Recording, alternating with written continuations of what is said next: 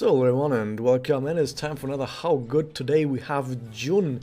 We're going to talk about how good this lewd girl actually is in combat, and also how good actually charge discs are. I've talked a bunch about that in other videos already, so I'm going to go over this rather quickly in here. But more importantly, let's go over Jun, and when we look at her wiki, we might see that it's a bit barren, but don't worry guys, I still got the info for you.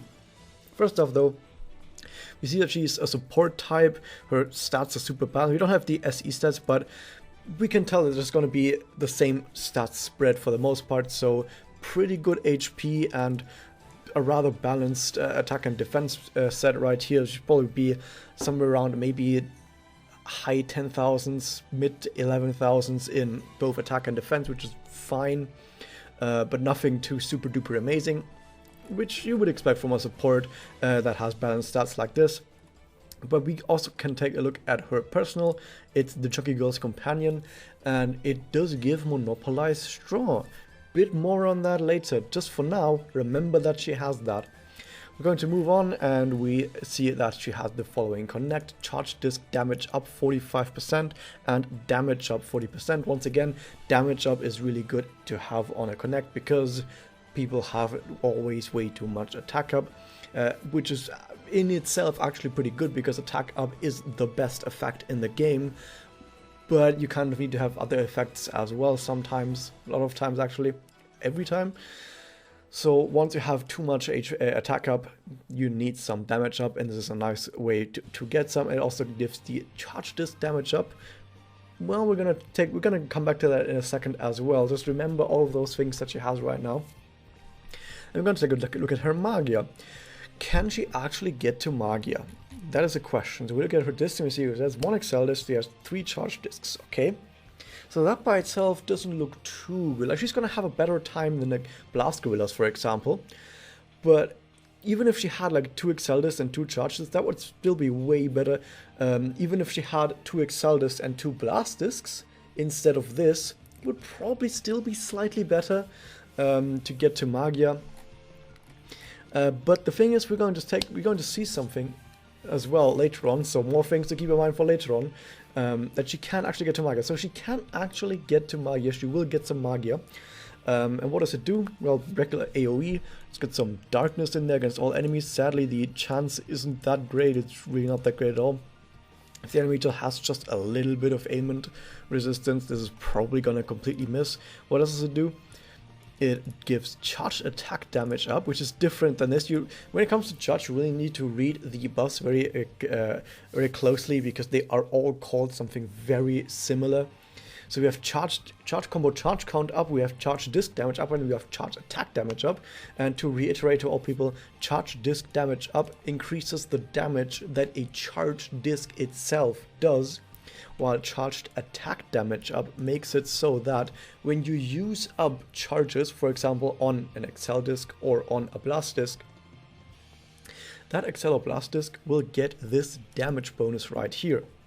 In this case, 35% at Magia level 5. Awesome. What else does it do? It regenerates her own MP by, what is it, like 12.5 MP per turn. No, it's actually 11.5. You get 4 points, not 5. Yeah, it's Magia level 5 will be 11.5 MP per turn. For 3 turns, it's like 34.5% of your MP. That's really, really good. Like 1/3 of your MP over 3 turns from this. Amazing, actually. So that you can pump out more Magia. So she's actually looking quite fine in the way of using multiple Magia as well. And you can kind of see that, I mean, she is supposed to be a support, and this is mostly where her support comes from. She buffs the charge attack damage up of your entire team, but of course, that's once again charge disc. Now, before I talk about her more closely with everything that we've seen so far, her Spirit Enhancement is actually rather important, so we need to take a look at that. We take a look, and I have this from a Twitter, I'm probably going to link this tweet below in the description, and there is an image just that I found from someone that has compiled all of this. Now, of course, we don't have numbers right here, and we don't have everything in English, but I can still tell you what every single one of these notes is. The first one is guard down, and it applies a defense down, I think it's somewhere around 40%, to the enemy for 1 turn, to one enemy, but apparently I've been told that the cooldown for this is very low, maybe like 4 or 5 turns. This is something that you can use multiple times throughout a single battle probably, but it's a single enemy, it's just a defense down and nothing else, so not that great, but yeah, at least against bosses maybe you can get a bit more damage out, that's good. Then of course the amazing charge combo charge count plus, which means that if you get a charge combo that is 3 charge discs, you will get +3 charge count. So usually a charge combo gives a total of 5 charge points. With this, charge combo gives a total of 8 charge points. Amazing. And this stacks with other people that have that. For example, if there's a Momoko on the team as well, she also has a +3 charge combo charge count, which means that you would go from 8 to 11 if you have both of these characters on there. Awesome, amazing. What else does she have? What is that? Morale Adept. What is Morale Adept against something with AMP? Well, I've got someone right here. This is Morale Adept 2. We have Surachi. Morale Adept 2 right here is MP gain up 7.5%. So we see she has an MP gain up node that helps quite a bit to get to Magia. That's pretty good. What else does she have?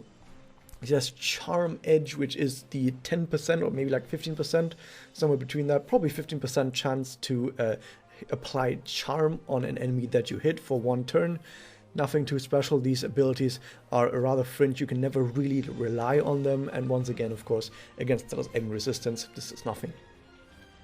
And then we see a bunch of stuff. There's actually multiple ones that are the same. So we have 3 nodes that are all Technical Adept. One is 5, the other 2 are 2. Technical Adept. Do we know someone who has Technical Adept? Yes, we have Momoko who has Technical Adept 4, which is charge disc damage up 20%.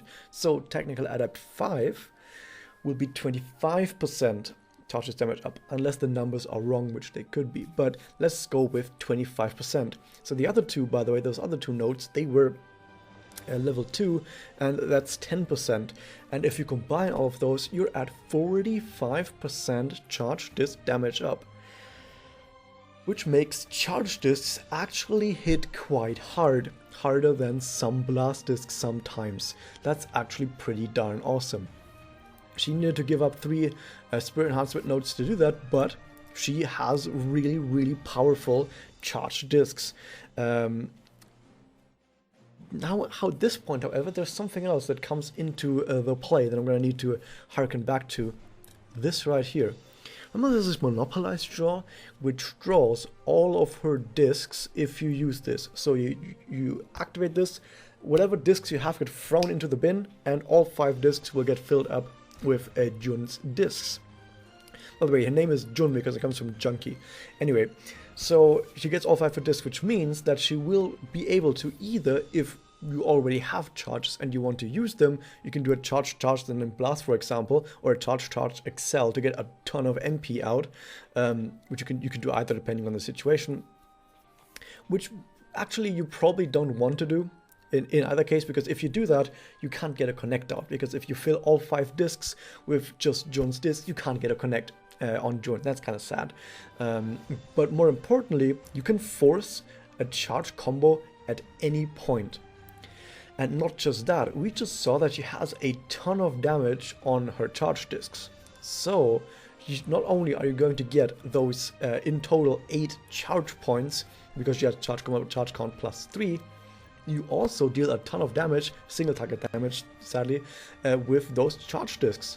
Awesome, and of course it's a guaranteed player combo, so that means that next turn you can hopefully do a connect, hopefully a charge disconnect, and if you do a charge disconnect, of course, you get the charge disc damage up to be able to give someone else a lot of charge disc damage as well, and the damage up in general in case they want to use those charge points on either an XL or on a blast, they get the damage up on that as well. So her kit actually works really well, especially together with the personal. You can see that there's a lot of coherence in there, and I really like characters that have some sort of coherence in all of their abilities. There's like a back and forth play between different parts of their kit that works together to form one strategy, and that is actually really awesome in this case, that she works this well.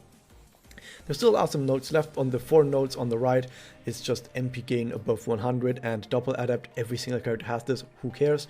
But then there's also something else right here, and we have some more interesting stuff. This is fast mana up. What is fast mana up? We see Sawasudachi has that, and it is MP gauge increased on battle start, which means this says I did 20%, which at my level 5 is 40 MP. So she starts the battle with 40 MP.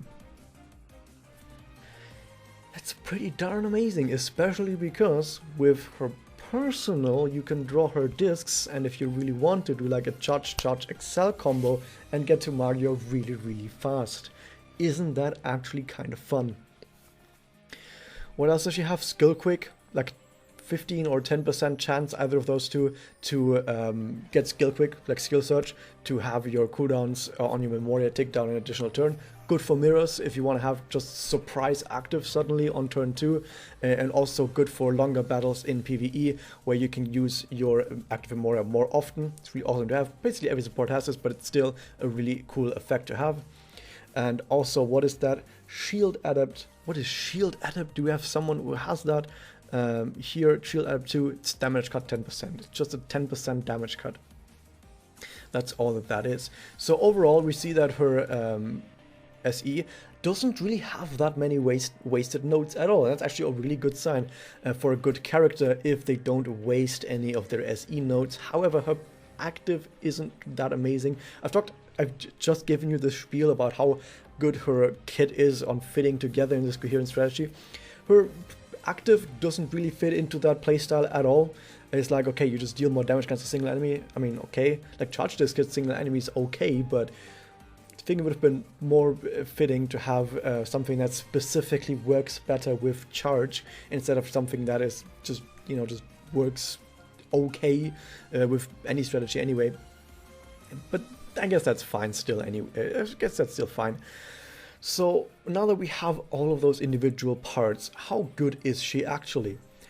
I will tell you the following: because she leans so heavily into charge, into the charge playstyle. She's really awesome at supporting other charge characters. She herself has really nice ways, especially with her personal, of taking all of that charge that she has herself, to take the power of that into her own hands as well, and take control of her own charge playstyle as well, so she can support others and play it herself as well. However, all of this, however, means that she is only as good as charge. Now, there has been some buffs to charge, which, I mean, is mostly just a buff to the charge combo charge count, now giving more charges for most characters and also stacking, which is a really good buff. But is it enough? No, probably not. And also, in general, some other characters got just, in general, better notes. For example, Momoko got the charge count when she didn't have it before, so she got buffed. In general, other characters, like I said, have also gotten this charge combo charge count plus. So overall, you will get more charges with charge-focused characters. That's really good, so you get to higher charges easier, and with Jun you will also have more control over your playstyle, being able to specifically command your way into this playstyle. However, the one big problem that charge always has still remains and still needs kind of a rework, in my opinion. It's that everything is kind of still pretty hard reliant on RNG.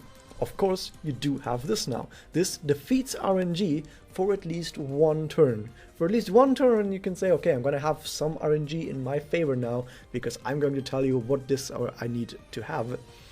And in this case, it would just be all of Jun's discs. But apart from that, you're still always a slave to RNG. What if you draw too many charge discs? What if you don't draw the Excel or Blast discs that you need? What if you draw them at a wrong time and you are forced to waste your charge? Like, let's say you want to get to like 20 charges and you need 2 turns to do that. But on the first turn you want to do that, you only get 2 charge points. Okay, maybe you can do like an A and then CC to get some Excel and maybe some charge points, okay, and the next turn after that you also only draw 2 charge discs. I mean, that really sucks. That's not really that much of a problem with Excel or Blast, and on the other hand, as I mentioned, you can draw too many charge discs. If you don't get that Excel or Blast at all because you draw 5 charge discs, what do you even do? Or what if you want specifically an Excel disc and you get 4 charge discs, or like 3 charge discs and 2 blasts? and you don't draw an Excel disk. That can completely destroy your entire plan, and that is the big problem that Charge will always have, and that none of the other discs have. And just because of that, you always have to deal with that. However, this does not mean that Charge is bad. This does not mean that Charge isn't usable. It just means that it has unique disadvantages that puts it below the other two discs, but it's still possible that Charge gets more buffs in the future that specifically addresses this part. For example, let's say when you use like an Excel or a Blast disc when having charges, you don't lose all your charges, just a few of them. Maybe you get like a button that you can press, and that makes it so you don't use your charge points. Personally, I'm not a big fan of this because it makes the game a bit more clunky, but it is another thing that they could do. But if they do address this at some point, Jun would actually be an absolute top character in my opinion, because like I said, she's as good as Charge. So if they make Charge good, Jun will be really, really good. But right now, she's still a really good character. Like, don't let anyone tell you that she's bad because she's Charge, because with these changes, she's actually quite good.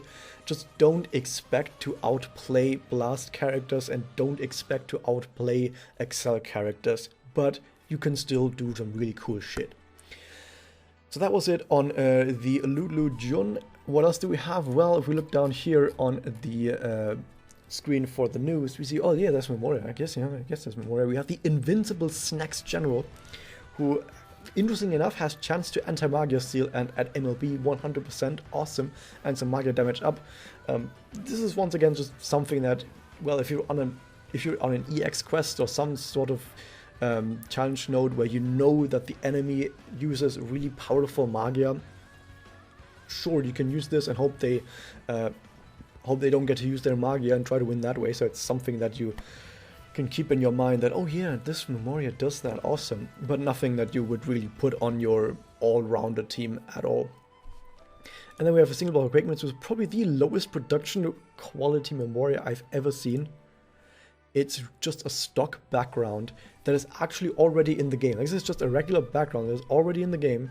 You can actually get as a home background, and just a very stock pose that I think comes straight from her Live 2D. Not quite her Live 2D, but almost looks like it just comes from a Live 2D. Looks more like really early concept art or whatever. I don't know. Anyway, less about the production value and more about its value in combat. Yeah, it doesn't really have any, it's not that great. But yeah, that was that. Hope you guys enjoyed this. Hit that subscribe button and I'll see you guys next time.